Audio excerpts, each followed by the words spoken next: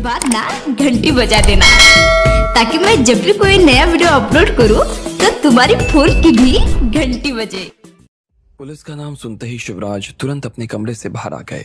रास्ते में उन्हें दशरथ और अभिलाषा भी मिल गए थे, लेकिन किसी को इस चीज की कोई जानकारी नहीं थी कि आखिर यहाँ पर पुलिस क्यों आई थी। जब वो लोग गौतम प्रधान के सामने जाकर बैठे तो उसने उन्हें अपने आने का कारण बताना शुरू कर दिया। इधर लकी की लड़ाई भी अब पूरी तरीके से खत्म हो चुकी थी। हालांकि वहां पर खून बहुत बहा था और बहुत से लोगों को शमशान भी पहुंचना पड़ा था, लेकिन लकी ने ये साबित कर दिया था कि वो जो कहता था उसे करके दिखा देता था। करतार सिंह पटना के ऊपर जिस तरह का खतरा बनकर मंडराने लगा था, लकी ने उस खतरे को एक ही वार में टालकर सब लोगों को आजाद कर दिया था। जब उनकी एसोसिएशन के सबसे बड़े आदमी गुलफाम हसन को इस बात का पता चला तो उन्होंने लकी से मिलने का प्लान बनाया और 3 दिन के बाद वो पटना आ गए।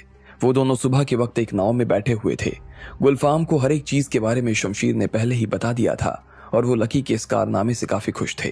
शमशीर ने उन्हें लकी से जुड़े जो भी सुझाव दिए थे वो भी उन्हें काफी अच्छे लगे थे और उन्होंने तुरंत उसके ऊपर अमल भी कर लिया था।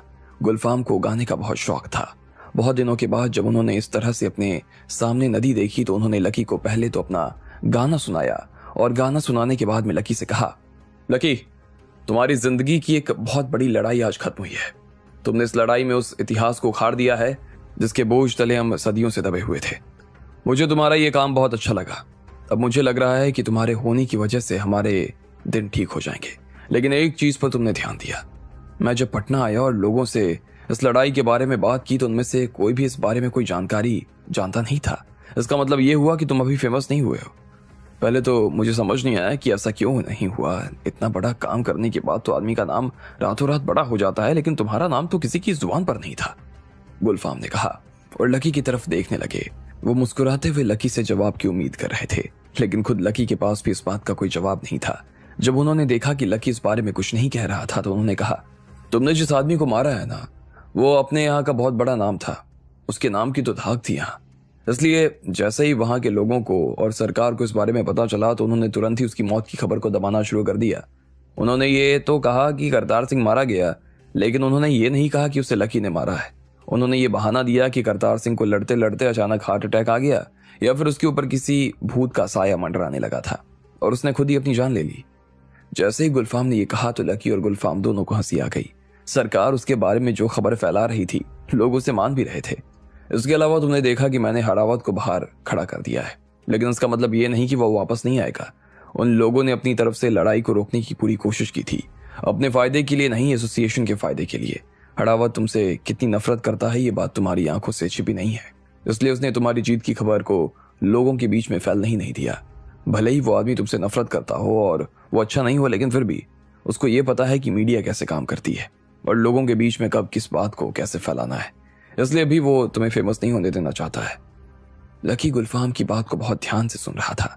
उसे ऐसा लग रहा था कि गुलफाम के पास में काफी अनुभव था और वो सारे लोगों की एक एक नस के बारे में अच्छी तरीके से जानता था। और तीसरी और सबसे जरूरी बात वो ये है कि मैं खुद भी नहीं चाहता कि तुम एकदम से लोगों की नजर में आ जाओ। तुम समझ रहे हो ना कि मैं क्या कहना चाहता हूं? गुलफाम ने हंसते हुए पूछा। लकी उसकी बात का इशारा समझ गया और वो भी मुस्कुरा दिया। बात ऐसी है कि अक्सर जो सबसे अच्छे पेड़ होते हैं उन्हें सबसे पहले काटा जाता है, गुलफाम ने कहा।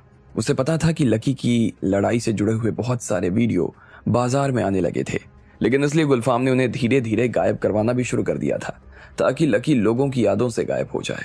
उसे अपनी जिंदगी में बहुत बड़े बड़े काम करने थे और अगर इतनी जल्दी लोगों की वो नजर में आ जाता तो शायद वो इन कामों को कभी नहीं कर पाता।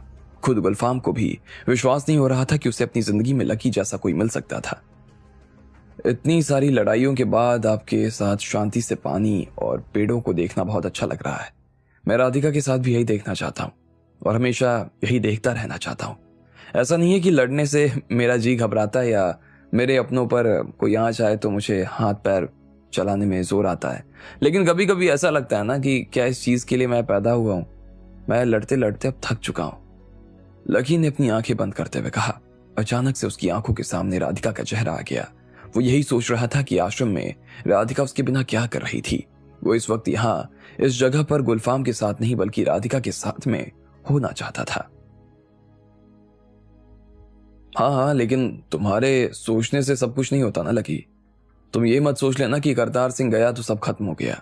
लोग तुम्हारे ऊपर घात लगाकर बैठे हैं, बूढ़े गिद्ध, जिन्हें अपने आप को बूढ़ा कहलवाने में डर लगता है और जो ये चाहते हैं कि वो कभी बूढ़े ना हो, वो तुम्हारे जैसे जवान आदमी को कभी आगे नहीं आने देंगे। वो चाहेंगे कि तुमसे उन्हें जल्द से जल्द निजात मिल जाए, तो उनके दिल को चैन पड़ेगा और उनसे निपटने के लिए तुम्हें लड़ना होगा और लड़ते रहना होगा लकी।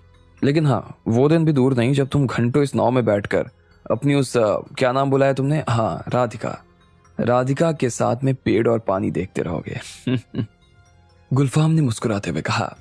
उसके बाद उसने अपने पास में रखा थर्मस निकाला और उसमें से चाय भरकर एक कप अपने सामने और एक लकी के सामने रख दिया। लकी की कभी पानी पर और कभी आसमान की तरफ नजर जा रही थी। फिर अचानक से वो गुलफाम की तरफ मुड़ा और बोला, आपने कहा कि खतरा टला नहीं है, मतलब क्या वो लोग फिर से आएंगे और कब आएंगे?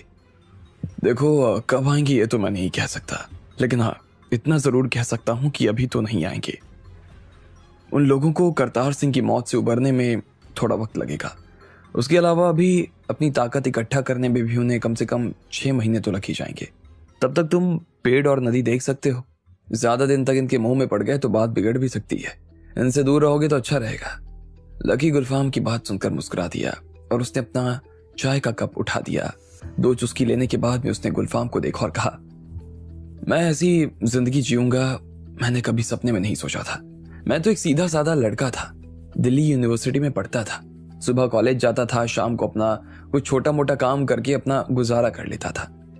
इस बीच एक लड़की से प्यार हो गया और ऐसा हो गया कि बस उसके लिए ये सब करना शुरू कर दिया। लेकिन मैं ये सब करना मैं नहीं चाहता हूँ, वो भी नहीं चाहती कि मैं ये सब करूँ। हम दोनों का सपना है कि एक छोटी सी नौकरी हो, एक छोटा सा घर हो और हम दोनों उसमें एक दूसरे के साथ शांति से जिएं। बहुत कुछ जिंदगी में पहले ही देख लिया है, अब और कुछ देखने का जरा भी मन नहीं है। मैं ये सब लड़ाई झगड़ों में अब और नहीं पड़ना चाहता। आपने ये अच्छा किया कि लोगों के जहन से मुझे दूर करना शुरू कर दिया। वो मुझे भूलना शुरू कर देंगे तो मुझे भी खुद के स्वरूप को भूलने में आसानी होगी। लकी ने कहा और फिर से एक चुस्की लेकर गुलफाम की तरफ देखने लगा। वो गुलफाम से एक दोस्त के नाते बात कर रहा था, भले ही वो जानता था कि गुलफाम ने आज उसे एक बड़े पद पर बैठाया हुआ था, लेकिन वो चाहता और बाकी लोग उसे कहते तो वो आज ही उस पद से अपना इस्तीफा दे सकता था। वो जहां बैठा था वहां बैठने का उसे कोई शौक नहीं था। लकी की बात सुनकर गुलफाम ने गहरी सांस ली और कहा, तुम जिस जिंदगी के सपने देख रहे हो वो जिंदगी तुम इस काम को करते हुए भी जी सकते हो, और मेरा मानना है कि बहुत अच्छे से जी सकते हो। जहां से तुम जिंदगी को देख रहे हो और जहां से मैं जिंदगी को देख रहा हूं उसमें बहुत फर्क है। तुम शांति की तलाश में हो, मैं भी शांति की तलाश में हूं। हम दोनों के रास्ते अलग अलग हैं लेकिन मिलेंगे एक ही जगह जाकर। तुम हमारे साथ खुश रहोगे लकी। लकी उसकी बात सुनकर मुस्कुरा दिया। उसे ऐसा लग रहा था कि जिस रास्ते से अभी वो गुजर रहा था शायद उसी रास्ते से गुलफाम भी गुजर चुका था। शायद इस वजह से भी लकी इस एसोसिएशन को छोड़कर नहीं जा रहा था। गुलफाम उसकी बात को समझ चुका था और ये लकी को अच्छा लग रहा था। अच्छा, क्या आपको ऐसा नहीं लगता कि हम जो इतने लोगों की जान ले लेते हैं, इतने लोगों को मारते हैं, वो गलत है? आखिर वो भी तो एक इंसान ही है ना, उन्हें भी तो जीने का हक है। तो फिर हम उनके साथ में ऐसा क्यों करते हैं? लकी के मन में अचानक से एक सवाल आया और उसने सीधा पूछ लिया। गुलफाम तो पहले उसके सवाल पर हंसने लगा और फिर उसने कहा, देखो बात ऐसी है कि पेड़ों को भी सीधा खड़ा रहना अच्छा लगता है। हल्की हल्की हवा से जब उनके पत्ते झूलने लगते हैं तो पेड़ को बहुत खुशी होती है, लेकिन हवा हमेशा हल्की रहे ये जरूरी नहीं है ना। जिंदगी अंधड़ का दूसरा नाम है और अंधड़ में पेड़ों को, अपने आप को और अपने पत्तों को तो बचाना पड़ेगा ना। ऐसे ही हमारी जिंदगी में भी अंधड़ की कमी नहीं है। यूं समझ लो कि ये सब लोग जो अशांति फैलाना चाहते हैं ये अंधड़ हैं और जो लोग इसमें पिसते हैं वो पेड़ हैं। लेकिन हम क्या हैं? हम पेड़ की जड़ हैं। पेड़ को टिकाए रखना जड़ का काम है, इसलिए हमें ना चाहते हुए भी मिट्टी में अपना जो पकड़ है ना उसे बनाए रखने के लिए मिट्टी को कसना पड़ता है, अंधड़ से निपटना पड़ता है। अगर हम ये ना करें तो हमारा जड़ होने का फायदा क्या है? गुलफाम ने कहा। लकी को अपनी जिंदगी में कभी इस तरह की बातें किसी से नहीं सुनने को मिली थी। उसे गुलफाम के साथ में बात करके सच में बड़ा मजा आ रहा था, लेकिन उसे पता नहीं था कि वो उसकी जिंदगी में और एक अंधड़ आना शुरू हो चुका था। जब लकी उधर आराम से चाय के मजे ले रहा था तब प्रधान घबराहट के मारे 2 गिलास पानी पी चुका था। काफी देर तक उसे समझ नहीं आ रहा था कि उसे बात कैसे और कहां से शुरू करनी चाहिए। शिवराज की आंखें उसके मुंह के खुलने का बेसब्री से इंतजार कर रही थी। आखिर में जब उससे रहा नहीं गया तो प्रधान ने अपना गला साफ किया और कहा, शिवराज जी, बात ऐसी है कि हम यहाँ पर आपके घर के एक लड़के के खिलाफ वारंट लेकर आए। केस कुछ ऐसा है कि इसमें बेल नहीं मिल सकती, वरना मैं आपको फोन करके सारी बात कर लेता और वकील से बेल भी करवा देता। ऐसा कौन है? शिवराज ने कहा। बाकी सब लोग भी उस केस को सुनने के लिए बेताब हो गए थे। असल में कुछ दिनों पहले एक लड़की ने दिल्ली के किसी थाने में आकर आपके घर के एक लड़के के खिलाफ रिपोर्ट लिखवाई थी। रिपोर्ट में उसने लिखा है कि उस लड़के ने उस लड़की के साथ में जबरदस्ती करने की कोशिश की। थानेदार को लगा कि वो खुद ही उस लड़की से बात करके मामला सुलझा लेगा, लेकिन अगले दिन से बहुत सारे थाने में उसी आदमी के खिलाफ अलग अलग लड़कियों ने रिपोर्ट करनी शुरू कर दी। मामला जब उन लोगों के हाथ से बाहर जाने लगा तो उन्होंने पूरा केस मुझे बताया और फिर मिनिस्ट्री से भी प्रेशर आने लगा, इसलिए मुझे आना पड़ा, प्रधान ने कहा। यह बात सुनकर सब लोग हैरान हो गए। उनके घर के लड़के पर इस तरह का इल्जाम। लेकिन वो लड़का है कौन? शिवराज ने पूछा। प्रधान ने एक पल के लिए उन्हें देखा और फिर अपनी नजर नीचे कर ली। आखिर कौन था वो लड़का? किससे गिरफ्तार करने आई थी पुलिस? आपको क्या लगता है, क्या होंगे इन सभी सवालों के जवाब? कमेंट बॉक्स में कमेंट करके हमें जरूर बताएं। और सभी सवालों के जवाब को जानने के लिए सुनते रहिए इंस्टाबिली सिर्फ पॉकेट एफएम पर।